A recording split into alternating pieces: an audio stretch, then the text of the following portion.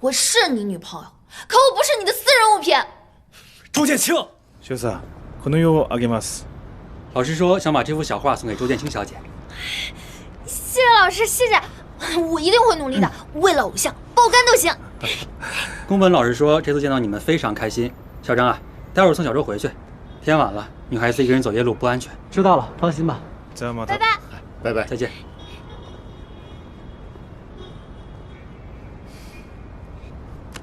走吧，我送你回去。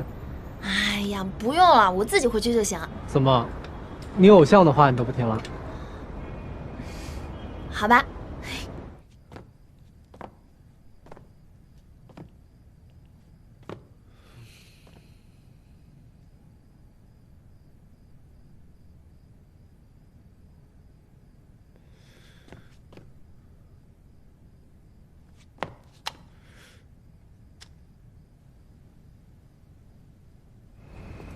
还没从兴奋劲儿里缓过来呢。1个月都缓不过来好吗？这也太梦幻了吧！刚刚发生的一切就像一场梦一样，我居然拿到了他的亲笔签名，还跟他一起吃了饭，简直死而无憾了。这就死而无憾了？嗯，那你也太没出息了吧！你，哎，别动。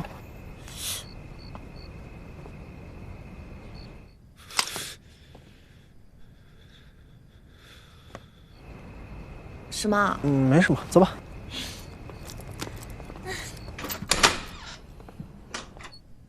你还没睡呢？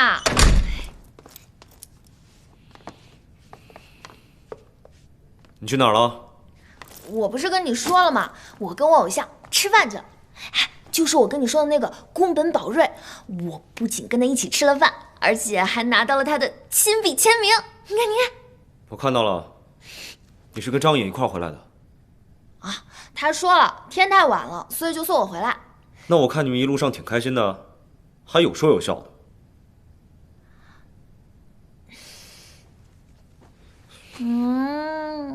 怎么了？你吃醋啦？你忘了你答应过我什么吗？我跟他这不是工作呢吗？再说了，我跟你解释过了，我跟他只是哥们儿而已。哥们儿，只有你把他当哥们儿。你怎么老跟他过不去啊？我跟他都认识多少年了，总不能因为跟你在一起就跟他绝交吧？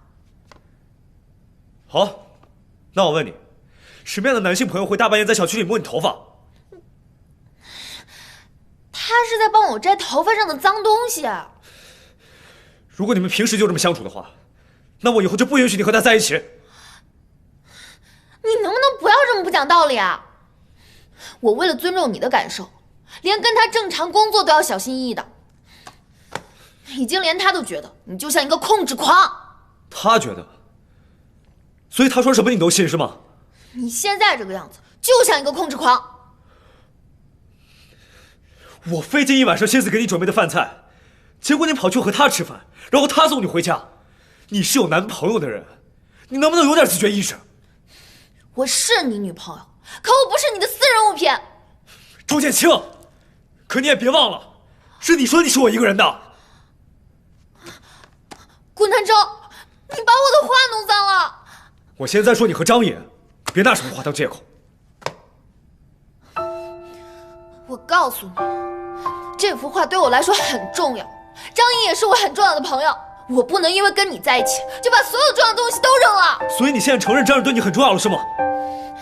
我不想跟你吵，我走还不行吗？你去哪儿？不用你管，我走去哪儿跟你有什么关系？你能不能冷静一点？像这样的话，你要多少我都可以给你弄到，别因为这种小事离家出走。你觉得这件事是小事？所以你从来都没有设身处地的考虑过我的感受。